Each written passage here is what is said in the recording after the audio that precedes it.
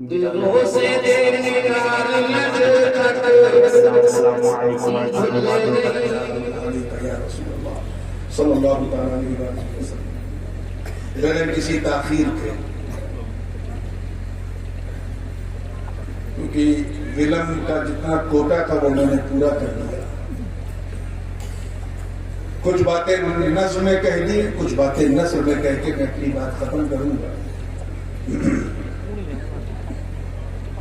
قرآن پاک کی ایک بڑی مشہور و معروف آیہ پاک کی تلاوت کا شرف حاصل کیا۔ آج ہی پیغمبر پہ چند لوگ آئے تھے، انہوں نے خصوصی طور پر اس مضمون کی فرمائش کی۔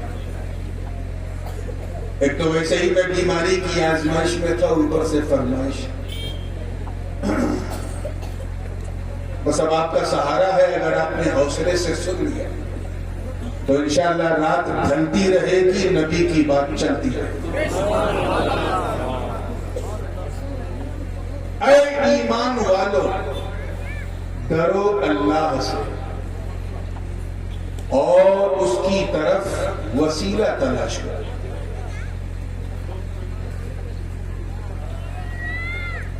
اگر آپ غور کریں تو اس ایک ہی آیت کے اندر دو الگ الگ مضمون ہیں، دو الگ الگ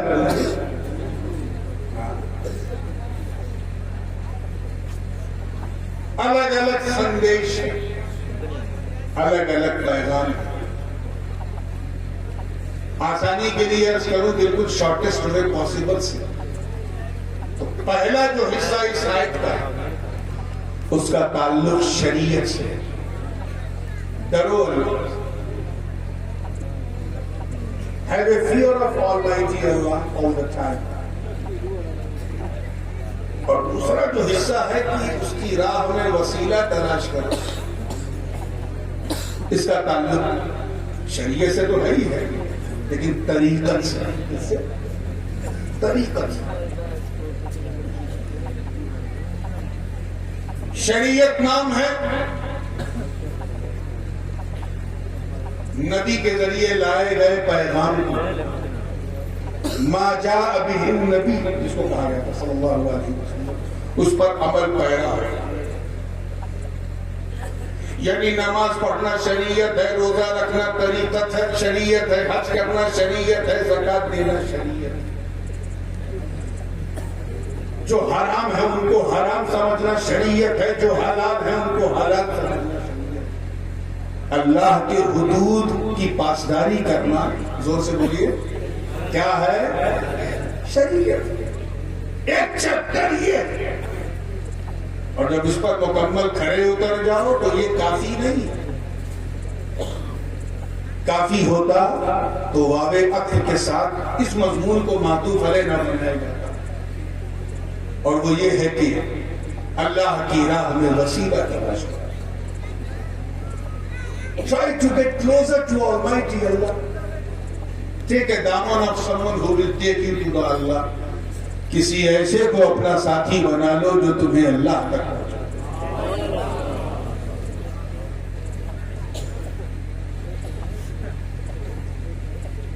اور ظاہر ہے کہ مخاطب جو ہیں وہ کوئی اور نہیں، وہ ایمان والے ہیں۔ کون ہیں؟ یہ بات لوگوں سے اللہ نہیں فرما رہا، ایمان والوں سے فرما رہا۔ یعنی شریعت اور طریقت کا نفاذ صرف اور صرف ایمان والوں۔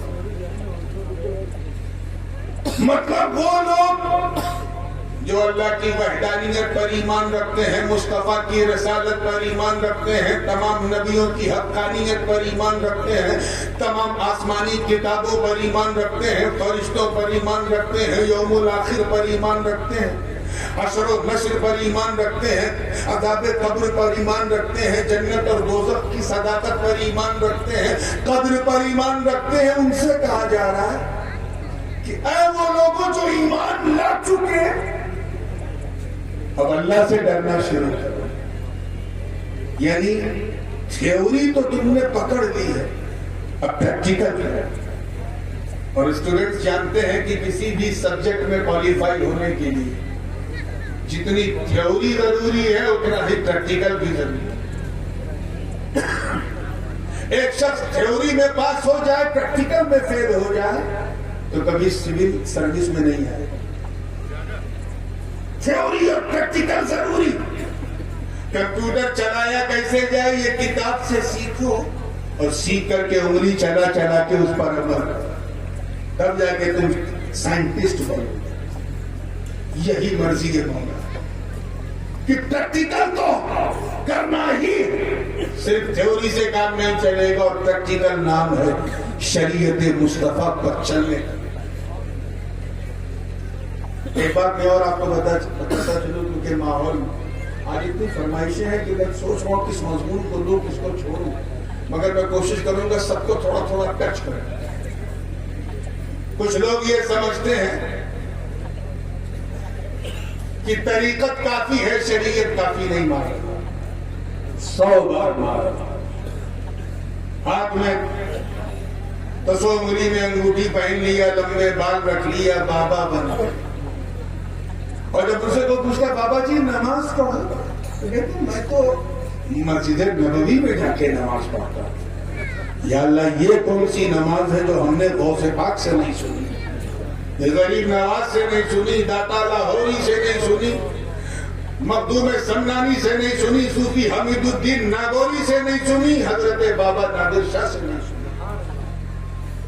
یہ کون سی نماز ہے کہ جب نماز کا وقت ہو جائے تو کمرہ بند کر دو کہو میں مدینے گیا تھا. ایسے باباؤں سے بچ کے رہنے کی ضرورت ہے.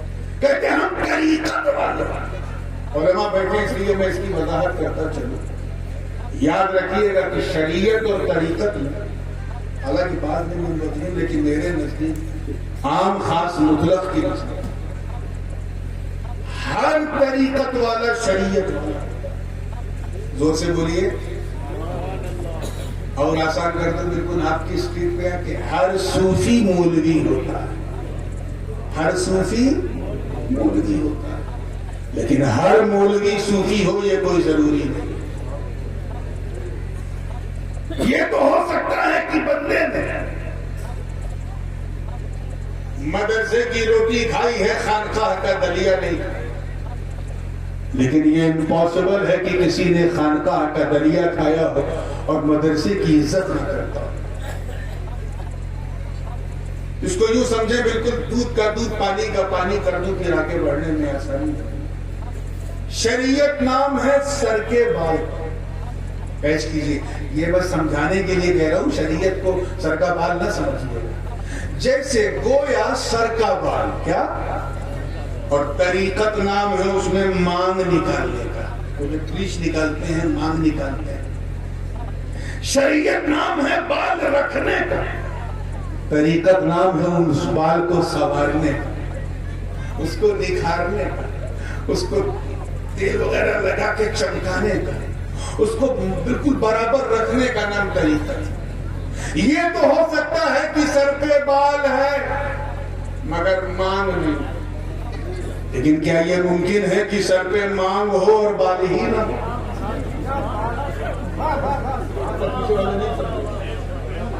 یہ تو ممکن ہے کہ سر پہ بال ہے کبھی جھاڑا نہیں کبھی مانگ نکالا نہیں. مگر کیا یہ سمبھو ہے کہ کوئی مانگ نکالے اور بال ہی نہ ہو؟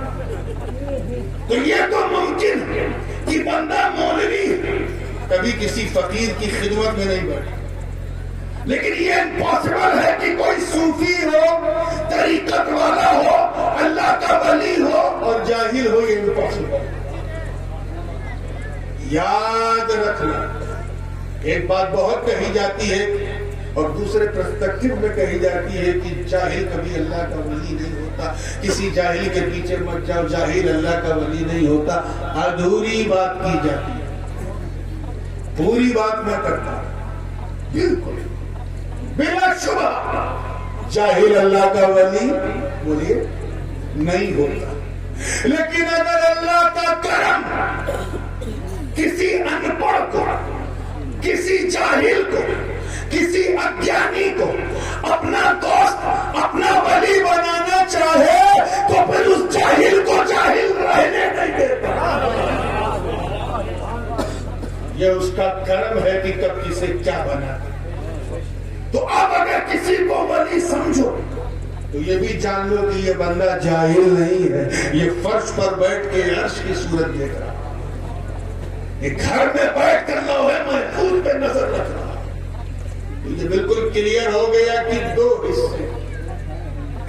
پہلے حصے کا تعلق شریعت سے. زور سے بولو. نیند کس کو آ رہی, ذرا ہاتھ اٹھاؤ. 12-13 لوگوں کو نیند آ رہی ہے تو سو جائیے آپ لوگ اپنے گھر میں. اور دوسرے حصے کا نام طریقہ. اللہ تعالیٰ آپ کی اس محبت کو سلامت رکھے. آئیے بڑی تیزی سے آگے بڑھنے کی کوشش کریں. یعنی اللہ سے ڈرو. مجھے بہت اچھی طرح یاد ہے, اسی ممبر اسی دربار میں بیٹھ کر میں نے پچھلے سال اور اس سے پہلے والے سال, کووڈ سے پہلے, ایک پوائنٹ پر بہت گفتگو کی ہے کہ اللہ سے ڈرنے کا مطلب یہ ہے کہ یہ خیال کرو کہ اللہ دیکھ رہا ہے. یاد آیا آپ لوگوں؟ لاسٹ ایئر بھی میں نے کہا تھا نا, اللہ سے ڈرنے کا سب سے بہتر طریقہ یہ ہے کہ بس یہ خیال کرو کہ اللہ دیکھ رہا ہے. ڈرنے کا ایک مفہوم یہ بھی کہ اگر اس کی رحمت سے امید رکھتے ہو تو اس کے عذاب سے ڈرو, اس کی پکڑ سے ڈرو, اس کی گرفت سے ڈرو, اس کے قہر و جبر سے ڈرو, اس کے فیصلے سے ڈرو, اس کے عدل سے ڈرو, اس کے انصاف سے ڈرو. اللہ پاک کا ارشاد ہے ظہر الفساد فی البر والبحر بما کسبت ایدی الناس لیذیقہم بعض الذی عملوا لعلہم یرجعون. میں پہلے چیپٹر میں تھوڑی سی بات کر لوں پھر دوسرے حصے میں, کیونکہ اصلاح بھی بہت ضروری ہے. فتنہ و فساد برپا ہو گئے خشکی پر, تری پر, دریا میں, صحرا میں, تمہاری اپنی کردیتوں کی وجہ سے, اپنے عمل کی وجہ سے. اللہ پاک ارشاد فرماتا ہے کہ وہ ایسا اس لیے کرتا ہے تاکہ تمہیں مزہ چکھائے ان چیزوں کا جو تم نے کیا ہے, اور یہ مزہ چکھتے چکھتے تم اللہ کی طرف رجوع کرو. طرف سوچو یار, ہماری اپنی کرتوتیں, ہماری فیشن پرستی, مرد کا عورت سے اختلاط, یہی سارے فتنے و فساد کی جڑ. اسلام نے پردے کا نظام نافذ کیا. میں اپنی ماں بہنوں سے کہتا ہوں کہ وہ پردے ہی میں اچھی رہتی. حیا ہی عورت کا گہنا ہے, اور یہ وہ گہنا ہے کہ اس کا کیا کہنا ہے. جب عورتیں سر کھول کر کے, چہرہ کھول کر کے نکلتی ہیں, شیطان انہیں تکتا ہے اور ان پر تھوکتا ہے. وَلَا تَبَرَّجْنَ تَبَرُّجَ الْجَاهِلِيَّةِ الْأُولَىٰ کی آیہ کریمہ حجت ہے کہ اپنے کردار و عمل کو اگر بنانا ہے تو باحیا پردے میں چلو. مگر آج ہم کیا دیکھ رہے ہیں؟ کلبوں میں, سوشل گیدرنگ میں, پارکوں میں, اور بہت سارے غیر مسلم کے ٹریکس میں پھنس کے آج سوشل میڈیا کے ذریعے ہماری بہنوں کا استحصال ہو رہا ہے. آج کسی شادی بیاہ میں جانا صرف اس لیے ہوتا ہے تاکہ مرد عورت کو دیکھے, عورت مرد کو دیکھے. پارکوں میں گھومنا اس لیے نہیں کہ پارک کی نزہت اور اس کی ہوا سے محسوس ہو, بلکہ اس لیے تاکہ اختلاط ہو مرد اور عورت. یہاں تک تو کوئی بھی برداشت کر سکتا ہے, مگر حضرت نادر شاہ رحمۃ اللہ علیہ کی روحانیت کو گواہ بنا کر, جن کا وجود آج کے اس جلسے کی روحانی سرپرستی کر رہا, اے ہنومان گڑھ اور ترب و جوار کے غیور مسلمانوں, اپنے دل پر ہاتھ رکھ کے ایمانداری سے بتانا کتنے لوگ ایسے ہیں نوجوان بچوں اور بچیوں میں جو صاحب عرس کی وجہ سے آتے ہیں, صرف اسی اختلاف کی وجہ سے, کہ ہم مرد عورتوں کو دیکھیں اور مرد کو دیکھیں. ارے ظالموں، تم نے پارک میں کیا ہوتا تو چلو انسان برداشت کر لیتا، غیر اسلامی وہ بھی غیر شرعی. شادی بیاہ کی محفل میں، کسی میلے میں، بات اور تم پر گناہ کا ایسا اثر اور شیطان کی زد میں اتنا آ چکے ہو کہ اللہ کے ولی کے درباروں کو بھی تم نے اس بے حیائی کا اڈا بنا رکھا ہے. میں پچھلے 8-10 سال سے لگاتار دیکھ رہا ہوں، میں نے تو دن میں یہاں آنا چھوڑ دیا صرف آپ لوگوں کے اس غیر شرعی اختلاف کو دیکھ کر، غیر فطری اور غیر اسلامی عمل کو دیکھ کر. اس لیے اگر تم پر وباؤں کا پرکوپ آتا ہے تو تمہیں سوال کرنے کا کوئی حق نہیں. مصیبتیں آتی تو تمہیں شکایت کرنے کا کوئی ادھیکار نہیں. اگر تم پر زیادتی ہوتی یا تمہارے مول ادھیکاروں کا ہنن ہوتا ہے یا تمہیں 2 نمبر کا شہری اس دیش میں بنایا جاتا یا تم پر کوئی ظالم سلطان اگر مسلط ہوتا تو you don't have a right to ask. تمہیں شکایت کرنے کا کوئی ادھیکار نہیں. اپنے گریبان میں جھانکو اور فیصلہ کرو کیا ہم اس امت کا حصہ ہیں جس امت کے شہسواروں نے بدر و خیبر و خندق میں پرچم اسلام کو لہرا دیا؟ کیا ہم اس امت کا حصہ جس کے جانبازوں نے انطاکیہ کی کلیساؤں میں گھس کے اذان دے دی؟ کیا ہم اس امت کا حصہ جنہوں نے رستم و سہراب کے سینے پہ چڑھ کے اسلام کا جھنڈا بلند کر دیا؟ کیا ہم اس امت کا حصہ ہیں جنہوں نے دشت و دشت دریا بھی نہ چھوڑے، ہم نے بحر ظلمات میں دوڑا دیے گھوڑے؟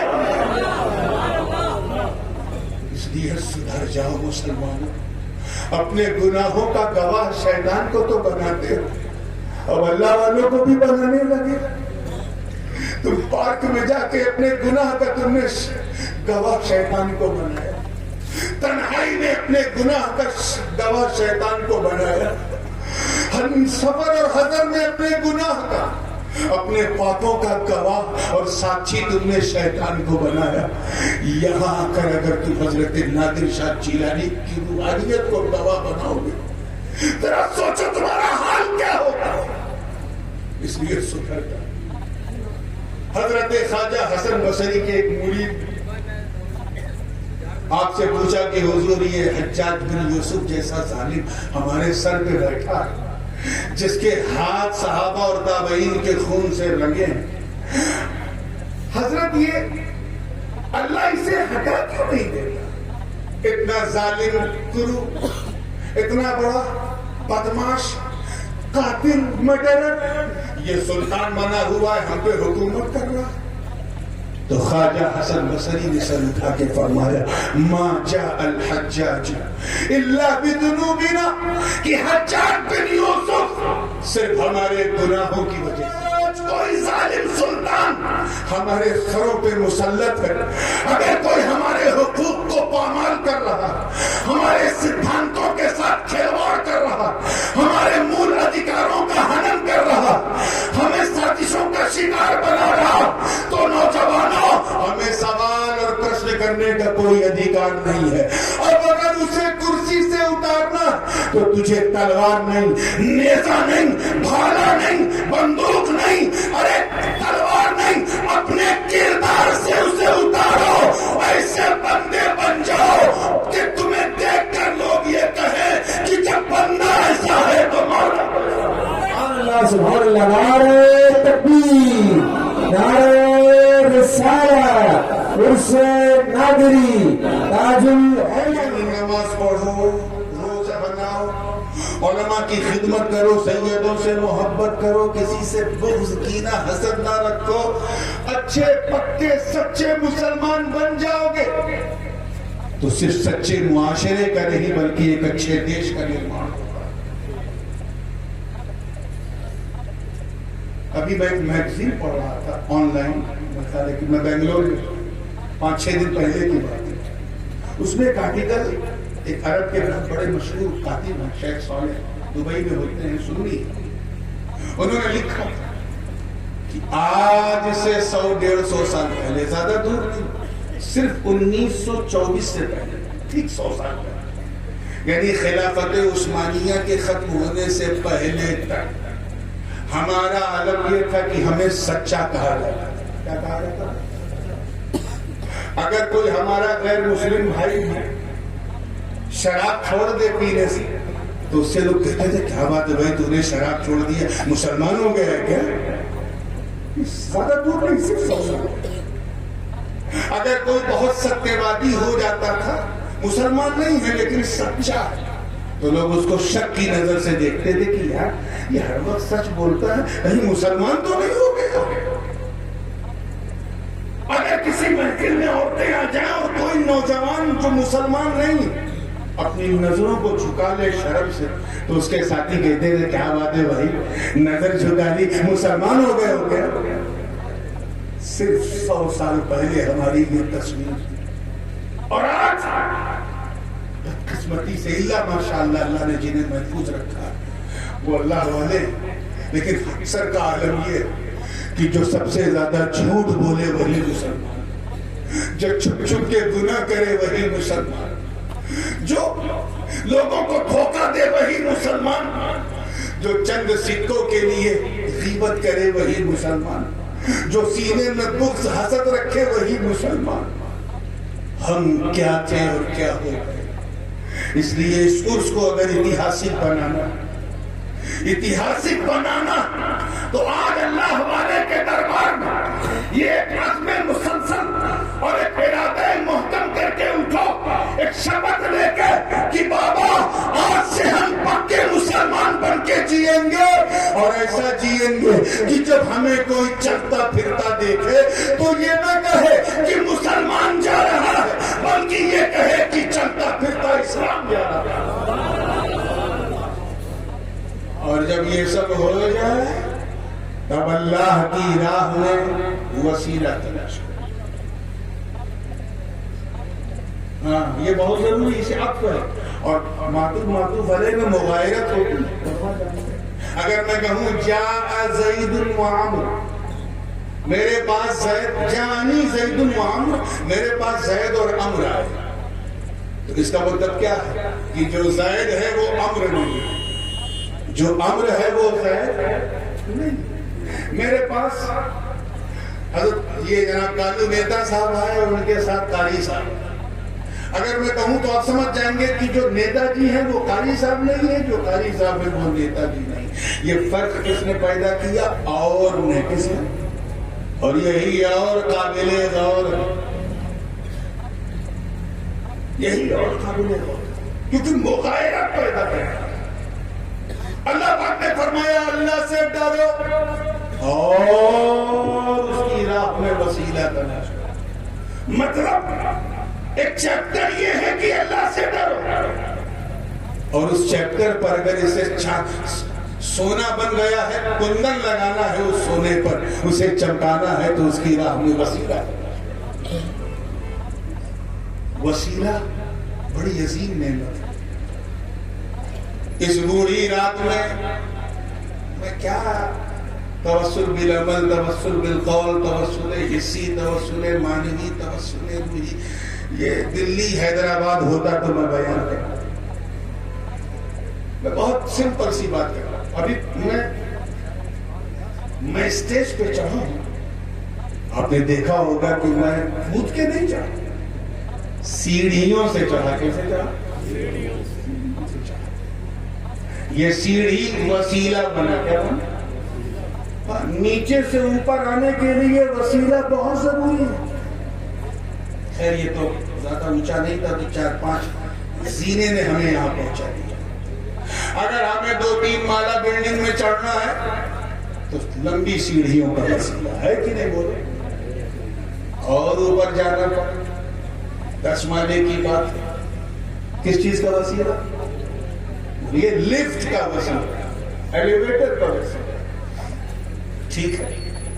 اگر 70-80 مالے والی بلڈنگ پہ جانا ہے مکہ ٹاور کی، تو یہ آرڈینری لفٹ بھی نہیں چلے گی، پھر سپر سونک لفٹ جو 1 منٹ میں 50 مالا طے کرتی ہے، قانون بجنے لگتا ہے، اس کا وسیلہ.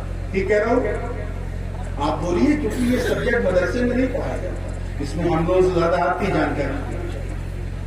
بلڈنگ کے اوپر اگر آپ کو 15,000 فٹ اوپر جانا ہے، 20,000 فٹ اوپر، اب لفٹ سے بھی کام نہیں چلے گا، اب ہیلی کاپٹر کا مسئلہ. ہیلی کاپٹر کا مسئلہ. اچھا اور اوپر جانا ہے 25,000 فٹ اوپر، تو پھر فلائٹ کا وسیلہ، کم سے کم ATR 7 کا وسیلہ یا 7 35,000 سے اوپر جانا. اب 737 بوئنگ یا کم سے کم 320 ایئر بس کا وسیلہ، جس کو ہم انڈیگو کی شکل میں اس سے اوپر تک جا سکتے ہیں. اور اوپر جانا پڑے تو بولیے پڑھا ہوگا آپ لوگوں نے، پیپر وغیرہ پڑھتے ہیں کہ نہیں؟ یہ مدرسے کا چیپٹر نہیں. اور اوپر جانا ہے 40-45,000 فٹ اوپر، تب 380 ایئر بس ڈبل ڈیکر جمبو جیٹ کی ضرورت پڑے. اور اوپر جانا پڑے تو پھر یہ جہاز بیکار ہو جائے گا. پھر تو قمر صناعی، سیٹلائٹ، ہندی میں اسے کچھ گرہ کہتے ہیں، اس کا وسیلہ. منگل اور مریخ پہ کمندے باندھا. راکٹ کا وسیلہ، کس کا وسیلہ؟ اور اوپر جانا ہے تو سیٹلائٹ کا وسیلہ. کلیئر ہے؟ اور اوپر جانا پڑے تو پھر کسی وسیلے کی ضرورت نہیں، انتظار کرو چلے جائے. مسکرا دو یار، اس پہ کوئی GST نہیں. اچھا ہنستے ہنستے کچھ سمجھ میں آیا ہے؟ خالی آپ دیکھ رہے تھے، کچھ سمجھ میں آیا؟ کیا سمجھ میں آیا؟ کہ جتنا اوپر جانا اتنا شکتیشالی وسیلہ چاہیے، اتنا پاورفل وسیلہ چاہیے، اتنا طاقتور وسیلہ چاہیے. بلا تشبیہ اگر تم ایک حد غریب نواز تک جانا تو مخدوم اشرف کا وسیلہ، حضرت نادر شاہ جیلانی کا وسیلہ بنو. غوث پاک تک جانا ہے تو غریب نواز کا دامن تھامو. مولا علی تک جانا ہے تو حضرت غوث اعظم کا دامن تھامو. نبی تک جانا ہے تو ان کے 4 یاروں کا دامن تھامو. اور خدا تک جانا ہے تو مصطفیٰ کا دامن تھامو. سبحان اللہ، کیا بات ہے، سبحان اللہ.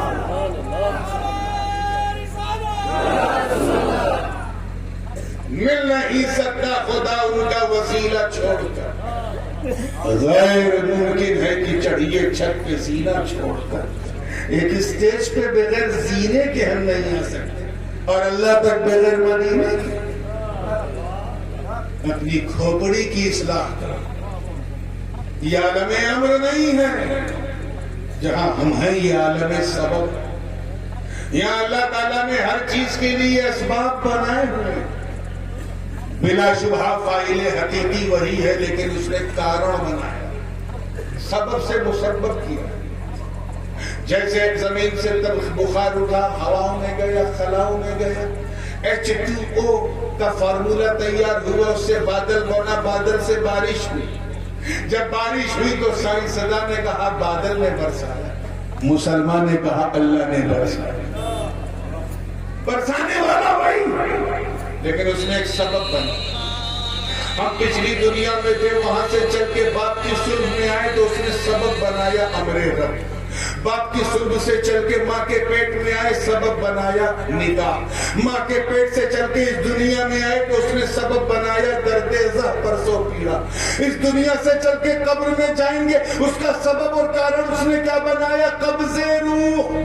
قبر سے حشر میں جائیں گے، اس کا سبب ہوگا سورہ اسرافیل. اور ہر حشر سے انشاءاللہ دامن نادری تھام کر جنت میں جائیں گے، اس کا سبب ہوگا شفاعت. سبحان اللہ. نعرہ تکبیر، نعرہ رسالت، عرس نادری. سبحان اللہ. یہ توسل جنہوں نے مجھے فرمائش کی ان کو بتا دوں بڑی معذرت سے، یہ بہت واسط دعا ہے.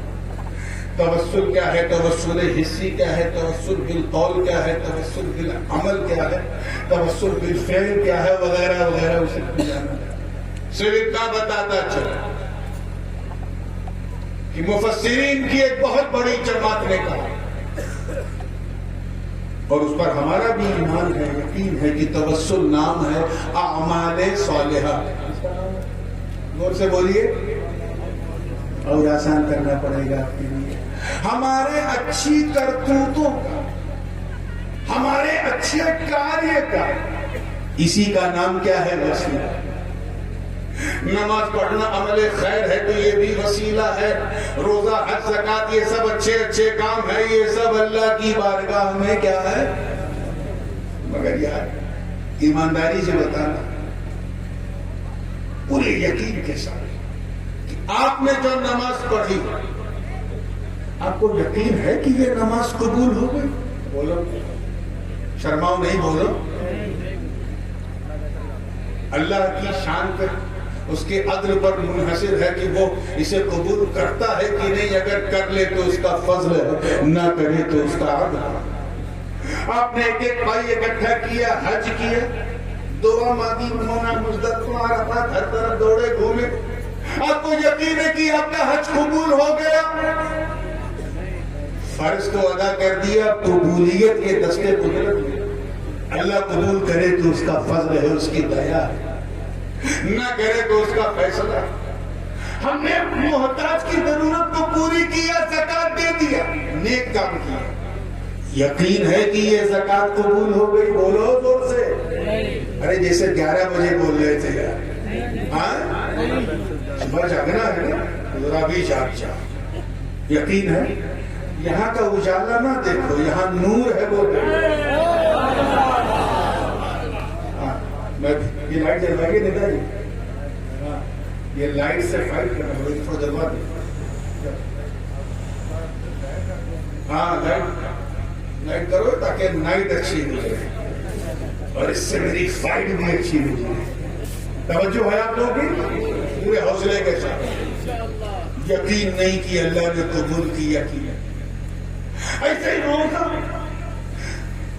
صبح اٹھے، سحری کیا، اس کے بعد نیت کیا، فجر پڑھا، تلاوت کیا، دن بھر اللہ کی رضا اور اس کی خوشنودی کے لیے، دن بھر کھانے پینے اور ہر چیز سے بچے رہے جس سے روزہ مطلوب بھی ہوتا ہے، اس سے بھی بچے رہے. روزہ کھولا، ایک دن کا روزہ رکھا، اچھا کام کیا. یقین ہے کہ اللہ نے قبول کیا؟ زور سے بولو.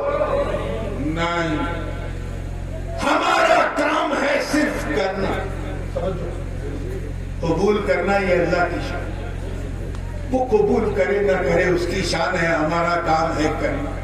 ہم نے اپنا کام کر لیا، اب اللہ کی شان وہ اپنے کرم کے مطابق قبول کرتا ہے کہ نہیں.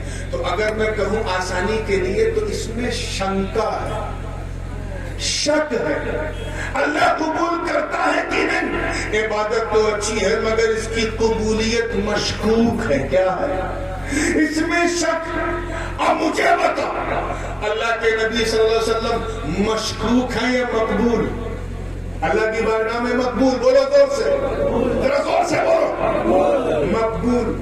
ان کی ادائیں مقبول، ان کی شان محبوبیت مقبول، ان کی عبدیت مقبول، ان کی رسالت مقبول، ان کی نبوت مقبول، ان کی شان مقبول، ان کی ذات مقبول. ایسے ہی اللہ کے نبی کے جو 4 یار ہیں وہ بھی مقبول. اللہ والے سارے مقبول. غوث اعظم مقبول، غریب نواز مقبول، داتا لاہوری مقبول، غوث سمنانی مقبول، مختوم سمنانی مقبول، حضرت بابا نادر شاہ مقبول. یہ سب ہیں مقبول. اور عبادات مفروضہ کی قبولیت میں ہے شک. اللہ قبول کرے تو مقبول، نہ قبول کرے تو نہ مقبول. لیکن اللہ والوں کی ذات تو پہلے سے مقبول. اب یہ میری اور ان کی قسمت وہ جماعت والے جو مشکوک کو وسیلہ بناتے ہیں، ہم سنت والے ہیں جو مصطفیٰ. سبحان اللہ، سبحان اللہ.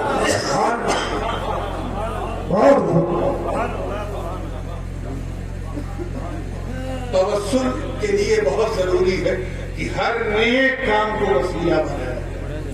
اسی لیے حضرت اسقلانی اور بلکہ حضرت سرکار سیدنا شیخ عبدالحق محدث دہلوی رحمۃ اللہ تعالیٰ علیہ نے تو وہ بتبو الیہ الوسیلہ کی تشریح کرتے کرتے کہہ دیا تلاش مرشد.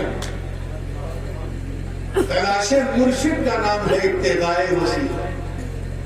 کیوں؟ کیونکہ یہ بھی ہمارے خیر ہے. ابھی آپ نے دیکھا کہ مجھ سے پیشتر تقریر ہوئی، پھر نعت، ان سے پہلے نعت ہوئی، تقریر ہوئی، ایک سلسلہ چل رہا تھا نا.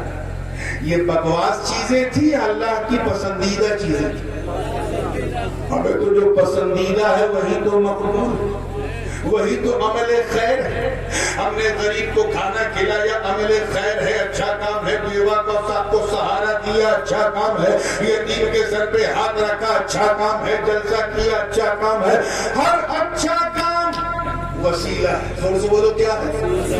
ہمیں تو جب اچھا کام وسیلہ، تو پھر مصطفیٰ جو سب سے اچھے ہیں، سب سے اعلیٰ، سب سے اولا، سب سے افضل، سب سے اعظم، سب سے سونے، اور جب ان کا غلام وسیلہ بن سکتا ہے تو پھر سب کا امام وسیلہ کیوں؟ سبحان اللہ، سبحان اللہ، سبحان اللہ. اور سنیے، صرف یہی وسیلہ نہیں، گڑ گڑا کر درود پڑھ کے دعا مانگنا بھی وسیلہ ہے.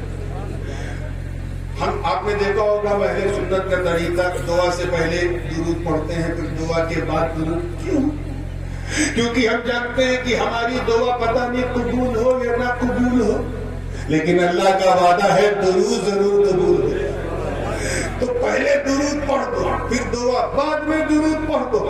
دو قبول کے بیچ میں، دو مقبول کے بیچ میں اگر کوئی مشکوک بھی رہا تو اللہ اپنے کرم سے اسے بھی مقبول بنا دے. درود، دعا کے لیے درود پڑھنا بھی وسیلہ. ایسے ہی اللہ کی شان اور اس کی کبریائی اور اس کی بڑائی کو بیان کر کے دعا مانگنا بھی وسیلہ. مسجد میں آپ نے دیکھا ہوگا امام صاحب دعا مانگتے تو پہلے کیا کہ اللہم انت السلام ومنک السلام والیک یرجع السلام فحینا ربنا بالسلام وادخلنا الجنۃ دار السلام. ابھی تک دعا نہیں مانگی تھی، اللہ کی شان بیان ہے. ادھر آؤ، الحمدللہ رب العالمین، اللہ کی شان بیان ہوئی. الرحمن الرحیم، اللہ کی شان بیان ہوئی. مالک یوم الدین، اللہ کی شان بیان ہوئی. اب دعا، ایاک نعبد و ایاک نستعین اہدنا الصراط المستقیم. تو پہلے شان بیان کرو، پھر بھیک مانگو. یہی اللہ کو پسند. وہ چاہتا کہ بندہ عاجز تو بنے، میں اسے قدر والا بناؤں گا. وہ بے اختیاری تو دکھائے، میں اسے صاحب اختیار بناؤں گا. ارے وہ بندہ بن کے آئے، میں اسے بندہ نواز بنا دوں. وہ غریب بن کے آئے، میں اسے غریب نواز بنا دوں. وہ مستغیث بن کے آئے، میں اسے سماج کا غوث بنا دوں.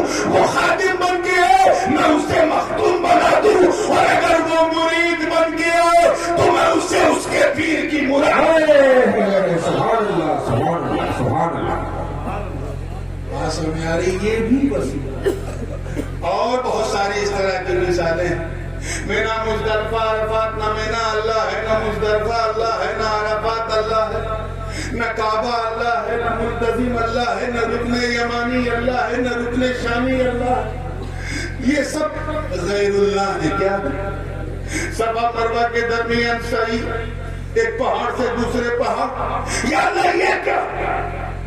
ہم یہاں کی دعا مانگے، مینا میں کیوں دعا مانگے، عرفات میں کیوں مانگے، مزدلفہ میں کیوں مانگے، مشعر حرام میں کیوں مانگے؟ ہم دعا جو ہے خانہ کعبہ میں کیوں مانگے، حتیم پر کیوں مانگے، رکن اسود پہ کیوں مانگے، رکن شامی عراقی پہ کیوں مانگے، باب کعبہ تھام کر کیوں مانگے؟ آواز آئی اس لیے کہ یہ اللہ کی نشانیاں ہیں. اللہ کو پسند، اللہ یہاں دعا سننا پسند فرماتا. میں سوچ میں پڑ گیا، مولا دعا کو قبول تو کرتا ہے، مانگتے بندے ہیں، تو ان جگہوں کا کیا مسئلہ ہے؟ تو بس سن، ان جگہوں پہ اس لیے مانگ کیونکہ یہ جگہیں مقبول. یہ جگہ کیا ہے؟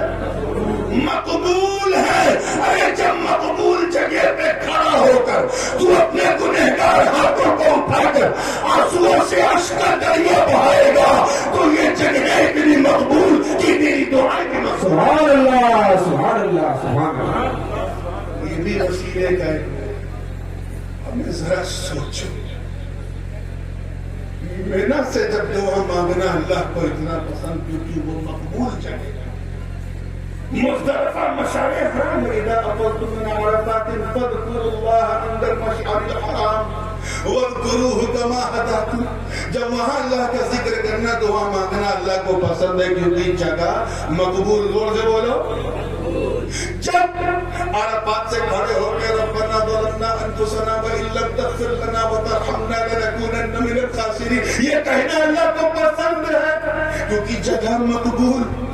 ارے جب رکن اسود, چلو میں تفصیل میں نہیں کرتی, رکن اسود حجر اسود کالا کالا پتھر جسے لوگ چومتے چھو کر کے دعا مانگتے, ملا کی ٹوکتے, یہاں نہ چومو وہاں نہ چومو, وہ درگاہ نہ جاؤ وہ درگاہ نہ جاؤ. اس سے پوچھو ملا جی حجر اسود کو کیوں چومتے, کیوں چومتے؟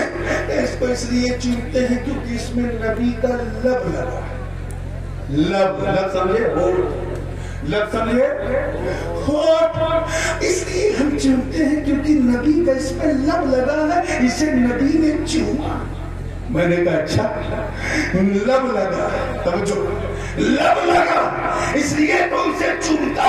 ارے نادان, جب حجر اسود کو تو چوم رہا کیونکہ اس میں نبی کا لب لگا, تو گنبد خضرا جا, وہاں تو نبی کا سر لگا. سبحان اللہ سبحان اللہ. نعرہ تکبیر, نعرہ رسالت, تاج العلماء, عرس نادری. سبحان اللہ. کہتے ہیں کہ جنتی حجر ہے, جنتی حجر ہے, نبی نے اسے چوما ہے اس لیے ہم چومتے ہیں. میں نے کہا کیا نبی نے صرف اسی کو چوما ہے؟ نبی نے تو حسن کو بھی چوما ہے. زور سے پیچھے والو سومت, حسین کو بھی چوما ہے, کاندھے پہ بھی بٹھایا ہے, گلے کو چوما ہے, آدان ریحانہ کہا, اپنی خوشبو کہا, جنت کے پھول کہا, چوما ہے. ادھر گھر میں حسن حسین کو چوما. توجہ چاہوں گا, اپنے گھر میں کس کو چوما؟ زور سے بولو, بولو یار. حسن حسین کو چوما, اور اللہ کے گھر میں حجر اسود کو چوما, اور یہ اعلان کر دیا کہ سن جنتی دونوں, ایسے بشر ملے تو بشر کو چومو, ایسا حجر ملے تو حجر. سبحان اللہ سبحان اللہ سبحان اللہ.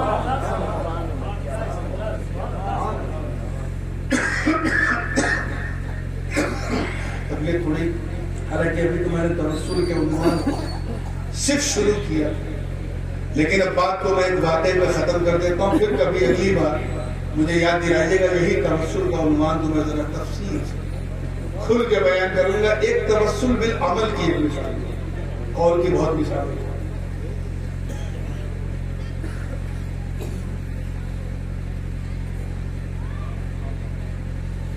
حضرت زکریا علیہ السلام نام تو سنا ہوگا آپ لوگوں نے, فخر بنی اسرائیل, صاحب بشارت کبریٰ. سلام پڑھ لیں کیا؟ ایسا کیا کچھ زیادہ ہی دے رہا ہے کیا اسٹیج پہ؟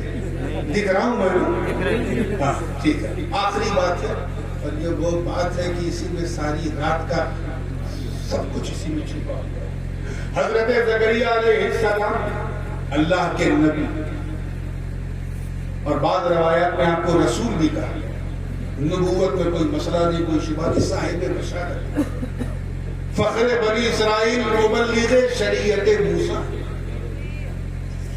سب کچھ اللہ نے ان کو دے رکھا تھا, بس اولاد کی نعمت ان کے پاس نہیں. اور ادھر دوسری طرف ان کے چچیرے غالباً میرے بھائی حضرت عمران, ان کو بھی اللہ نے اولاد نہیں دی تھی. ان کی بیوی حضرت عمران کی بیوی جو ہے وہ رو رو کر دعا مانگتی تھی, اے اللہ مجھے اولاد دے دے, اولاد دے دے. تو نے مجھے بہت عزت بخشی, مجھے تو نے عمران کی بیوی بنی اسرائیل جیسا خاندان دیا, لوگ مجھے اپنی عقیدت و محبت سے پکارتے ہیں. کوئی ملکہ, کوئی امیرہ, کوئی کچھ کہتا, بس ماں ماں کہنے والی آواز میں نے نہیں سنی کہ اللہ مجھے ماں بنا دے. اللہ جانے کتنی بار دعا مانگی. ایک دن رہا نہیں گیا تو منت مان لی. کیا مانی؟ منت بڑی یونیک چیز ہے. آپ لوگ منت مانتے ہیں نا؟ وہ یہاں آئے ہو منت ارادہ ہے کہ نہیں؟ مانا کرو. کوئی ٹوکے تو سینہ ٹھوک کے مانا کرو, کنکے کی چوٹ کے مانا کرو. ہماری ماں بہنیں بھی بیٹھی ہیں, ان کا تو منت ماننے میں ہم لوگوں سے 2 قدم آگے کا مانگا. کچھ بہنیں تو ایسی منت مان لیتی ہیں کہ اسے پورا کرنے کے لیے مفتی صاحب کا قلم ہی نہیں چل سکتا. جیسے کسی بہن نے یہ منت مان لی کہ اے اللہ تو مجھے ماں بنا دے, ممتا کا سواد چکھا دے. میں منت مانتی ہوں کہ تیرے محبوب کے دربار میں آ کر میں اپنے بچے کو وہیں چھوڑ جاؤں. اب بتائیے کون مولانا صاحب اس کی اجازت دے؟ پہلی بات تو زیارت ہی کی اجازت نہیں ملے گی, وہ بچہ چھوڑنا تو. عورتوں کے لیے بہتر یہی کہ وہ اللہ والوں کیا. اصل میں عورتوں کو اپنی قدر و قیمت کا آج تک ہمارے معاشرے میں اندازہ ہی نہیں ہونے. ہم عید کی نماز پڑھتے ہیں, عورتیں گھر میں سوئی بناتی ہیں, بیٹھے بیٹھے ثواب پا جاتی ہیں. ہم تراویح کے لیے مسجد میں جاتے ہیں, عورتیں گھر میں پڑھ لیتی ہیں اور پورا ثواب پاتی ہیں, ایک رتی برابر. ہم جمعہ کی دکانہ پڑھنے کے لیے مسجد میں آتے ہیں, عورتیں گھر میں ظہر پڑھتی ہیں اور جمعہ والا ثواب پاتی ہیں. کتنی رعایت اللہ نے عورتوں کو دیا ہے, گھر بیٹھے بیٹھے جنت بنا. کچھ سوچا کہ ایسا کیوں سسٹم ہے؟ وہ اس لیے تاکہ عورتوں کا غیر شرعی استعمال ہے.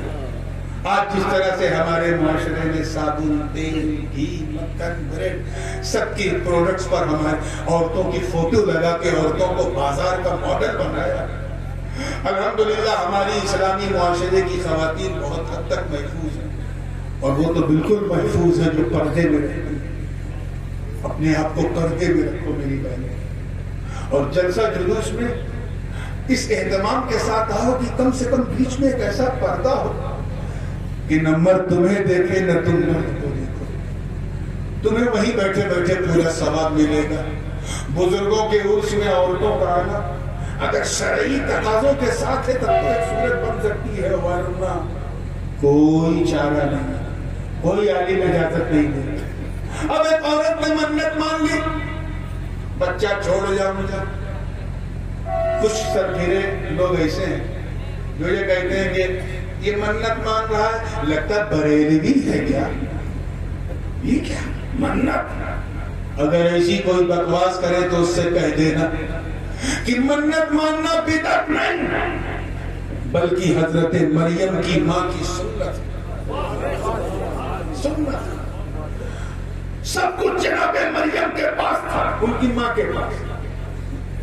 بس ایک کمی تھی کہ کوئی اولاد نہ.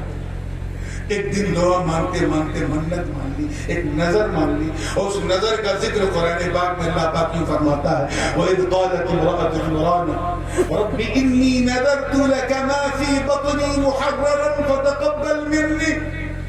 اے اللہ میں تیری بارگاہ میں نظر مانتی ہوں, منت کہ بس تو مجھے ممتا کا سواد چکھا دے, جو کچھ بھی تو مجھے عطا کرے گا میں تیرے حوالے کر دوں گی. منت بڑی عجیب تھی اور ایسی تھی کہ تیرے حوالے کر دوں گی. مریم کسی کے حوالے نہ ہو اس سے پہلے کہ مریم آنکھ کھولتی, اللہ نے ان کے والد عمران کو اپنی رحمت میں بلا لیا.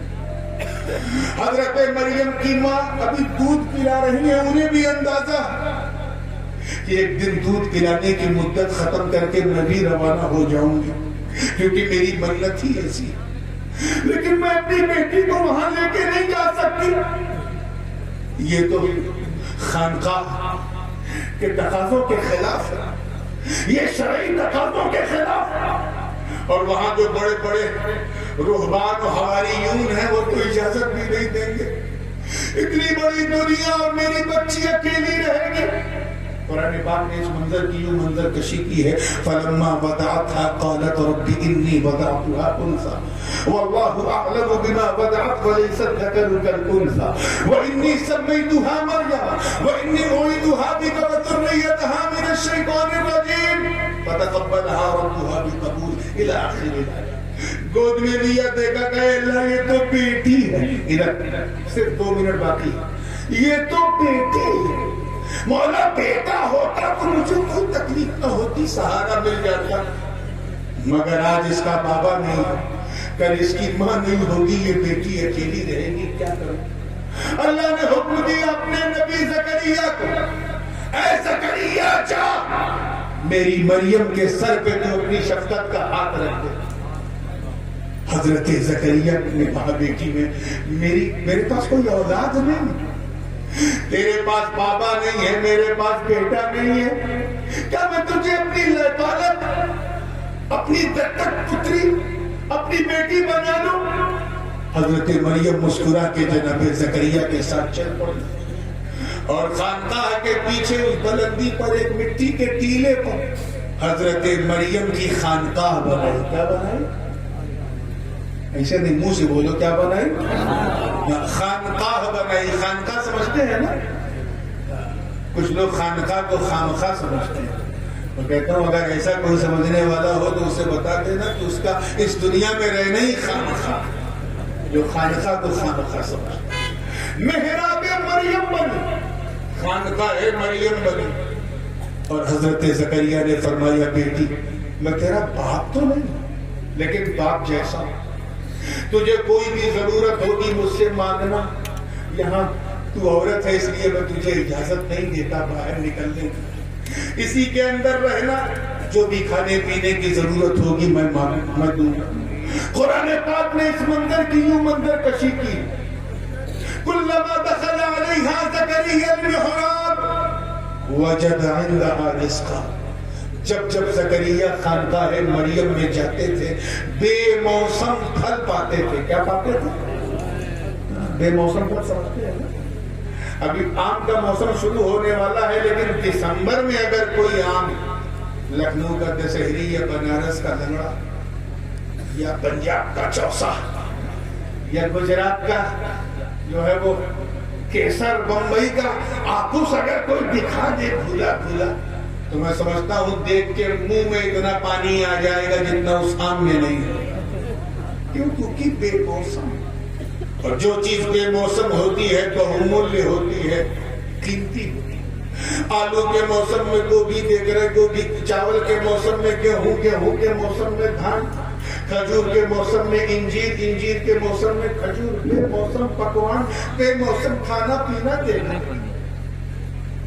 عرض کیا اے مریم یہاں کوئی آتا تو کسی کے پاس جاتی نہیں, یہ بتا انا لکی ھذا, تجھے یہ بے موسم پھل ملا کہاں سے, یہ کھانا پینا دیتا کون ہے. حضرت مریم سر اٹھاتی ہیں, مسکراتی ہیں, عرض کرتی ہیں اے اللہ کے نبی هو من عند اللہ ان اللہ یرزق من یشاء بغیر حساب. آپ کی مریم کو بے موسم پھل کوئی بندہ نہیں بلکہ بندوں کا خدا دیتا, اور اللہ جسے دیتا ہے بے حساب دیتا ہے. چاہوں گا بے حساب دیتا, اتنا سننا تھا. حضرت زکریا سمجھ گئے.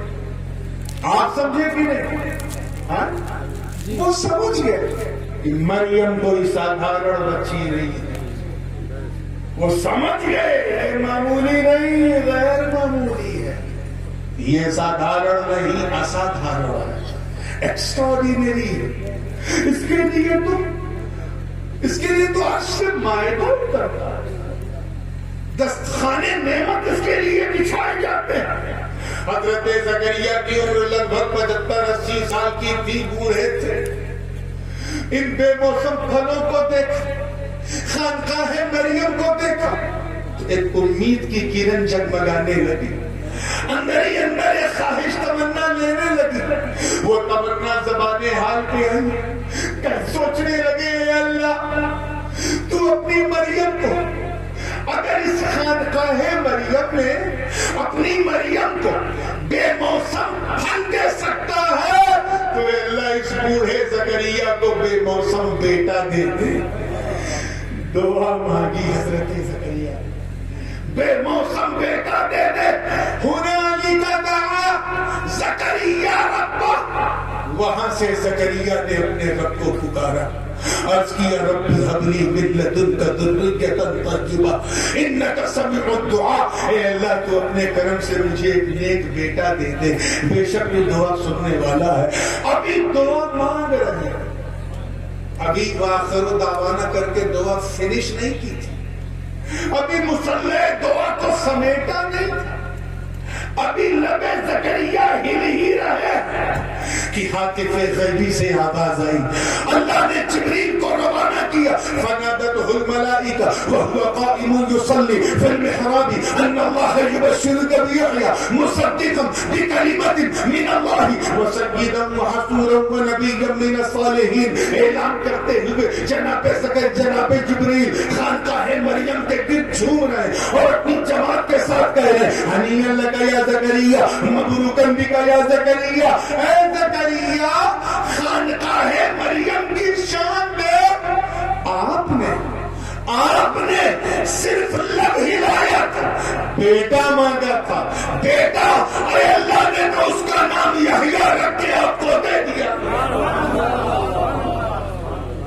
یحییٰ مصدقا بکلمۃ من اللہ. اور صرف یحییٰ نہیں, نام ہی نہیں, بلکہ حضرت عیسیٰ کا وزیر بنا کے بھیجا, ان کی نبوت کا تصدیق کرنے والا بنا کے بھیجا. سید و حصورا و نبی من الصالحین. انہیں سید و سردار اور مجرد و حصور یعنی جیسے عیسیٰ شادی نہیں کریں گے, ان کا یہ وزیر یحییٰ بھی شادی نہیں کرے گا, اور نبی صالح بنا کر بھیجا. ذرا سوچو یار, حضرت مریم کی عظمت پر میرے ماں باپ قربان. سجدہ ہے, طیبہ ہے, طاہرہ ہے, عابدہ ہے, ساجدہ ہے, راکعہ ہے, منیرہ ہے, فخر بنی اسرائیل ہے, شان آل عمران ہے, انجیل و قرآن چلتا پھرتا. وہ مریم جن کے بارے میں رب نے فرمایا یا مریم اقنتی لربک واسجدی وارکعی مع الراکعین. وہ مریم جن سے ہاتھ باندھ کر جبریل کہے ان اللہ اصطفاکی وطہرکی واصطفاکی علی نساء العالمین. اللہ نے تجھے چنا اور تمام عورتوں میں تجھے ان کی رانی بنایا. عظمت والی ہے مریم, مگر ولیہ ہے, نبیہ نہیں. اللہ نے کسی عورت کو نبی زور سے بولو نہیں بنایا, زور سے بولو نہیں بنایا. عظمت والی ہے مگر ولیہ ہے, نبیہ نہیں. ایک نبی کی ماں مگر نبیہ نہیں, ولیہ. اور ادھر جو دعا مانگ رہا ہے مصلی بچھا کے, وہ نبی بھی ہے, رسول بھی. میں اپنی طرف سے کچھ نہیں کہہ رہا ہوں, جو قرآن میں ہے اسی کو کوٹ کر رہا ہوں. اپنے دھڑکتے ہوئے دل پہ ہاتھ رکھ کر ایمانداری سے بتاؤ کہ حضرت زکریا اپنی تمام تر نبوت و رسالت و جاہ و جلال, فضل و کمال, حسن و جمال, جود و نوال کے باوجود ایک ولی کی خانقاہ سے دعا مانگ سکتے. نہ یہ شرک ہے, نہ بدعت ہے, نہ گمراہی ہے. ان جاہلوں کو بتاؤ کہ اگر نبی اپنے امتی کے در سے دعا مانگ سکتا تو اگر ہم غلام امتی مصطفیٰ کے در سے دعا مانگے تو ہے.